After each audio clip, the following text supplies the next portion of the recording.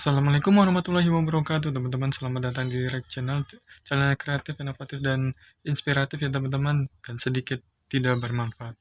Oke teman-teman, di akhir pemerintahan saat ini Joko Widodo itu melihatkan gitu ya teman terkait powernya gitu, di mana beliau yang berkuasa saat ini Presiden Republik Indonesia yang dimana beliau sudah 2 tahun ya teman-teman,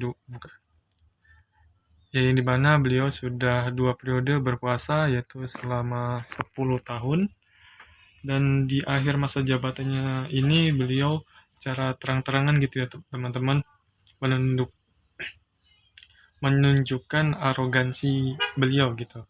Di masa akhir kepemimpinannya ini beliau itu sudah menunjukkan power yang luar biasa gitu teman-teman, yang dimana beliau sendiri yang pertama terkait Partai PDIP, yang dimana beliau meninggalkan Partai PDIP, yang dimana partai tersebut merupakan tempat kaderisasi beliau, tempat beliau berasal dan diangkat menjadi presiden selama 2 periode.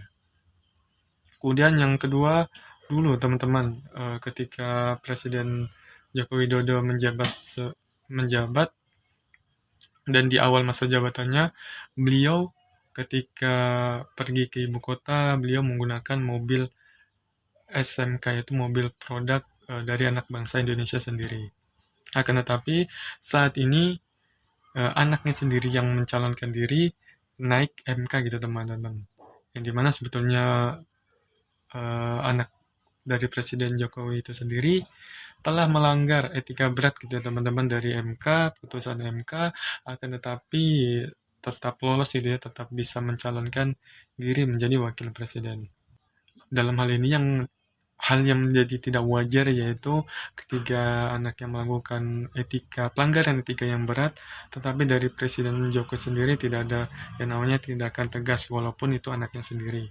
Sepertinya beliau tuh telah menyusun rencana bahwa kedepannya tongkat estafet kepemimpinan beliau itu akan dilanjutkan oleh anaknya seperti itu. Indonesia saat ini demokrasinya sedang terancam, yang dimulai dari Presiden Jokowi sendiri yang melakukan kampanye secara terang-terangan untuk memenangkan salah satu calon presiden gitu ya teman-teman. Dari semua hal tersebut tentunya tidak bisa kita wajarkan, tidak bisa kita maklumi gitu ya teman-teman, karena yang namanya demokrasi harus tetap diperjuangkan, harus tetap dipertahankan. Susah payah ya teman-teman, pada tahun 1998 dari anak muda Indonesia sudah berjuang mengorbankan nyawanya, mengorbankan tenaganya, pikirannya untuk melakukan reformasi gitu teman-teman, yang dimana mereka ingin mendapatkan haknya untuk bersuara, untuk merdeka secara pikiran gitu ya teman-teman, secara pikiran, secara jiwa dan ekonomi gitu, dari bangsa Indonesia sendiri. Dari semua kejadian tersebut, tentunya kita sangat prihatin gitu ya teman-teman, bahwa Presiden Indonesia tidak peduli terkait pelanggaran yang telah dilakukannya, terutama pada anaknya dalam pencalonan Presiden 2024 ini.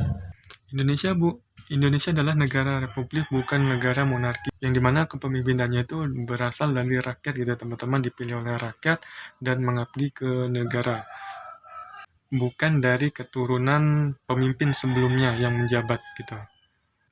Oke teman-teman, demokrasi saat ini sedang tidak baik-baik saja.